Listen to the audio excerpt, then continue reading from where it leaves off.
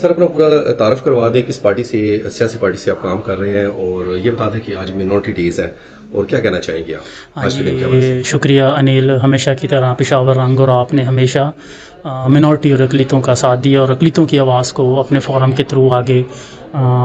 جو ہمارے حکومتی نمائندے ان کے تک پہنچایا، کیونکہ آج پورے پاکستان میں 11 اگست منورٹی ڈے منایا جا رہا ہے۔ تو میں 11 اگست کے حوالے سے پہلے یہ بتانا چاہوں گا کہ 11 اگست کا دن اگر ہم منائیں اور ہم شہباز بھٹی شہید کو یاد نہ کریں تو یہ ایک ناانصافی ہوگی، کیونکہ 11 اگست کی جو ساری جو پروگرام تھا، چیزیں تھیں، وہ شہباز بھٹی نے 2008 کی حکومت نے پیش کیا۔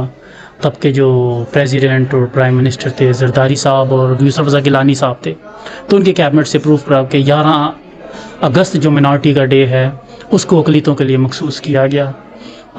کیونکہ 11 اگست کو قائد اعظم محمد علی جناح جو کہ پاکستان کے بانی ہیں،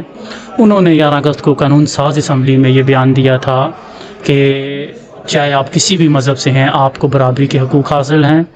آپ کسی بھی جگہ جا سکتے ہیں، چاہے آپ کسی بھی مذہب سے ہیں، رنگ نسل سے ہیں۔ تو میں یہ سمجھتا ہوں کہ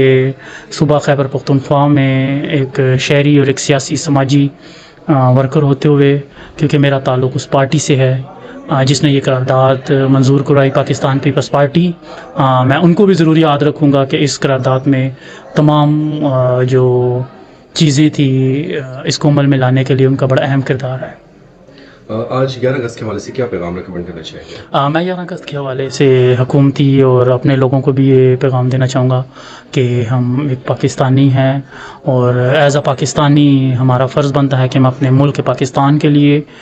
بڑھ چڑھ کر خدمت کریں، اور اسی کے ساتھ ہی ہم کیونکہ مارکہ پاکستان بھی منا رہے ہیں، تو بینگ اے کرسچن ہوتے ہوئے میں اپنے افواج پاکستان اور تمام جو سیکورٹی فورسز ادارے ہیں ان کو بھی خراج تحسین پیش کرتا ہوں کہ انہوں نے ہمارے سر فخر سے بلند کر دیے ہیں۔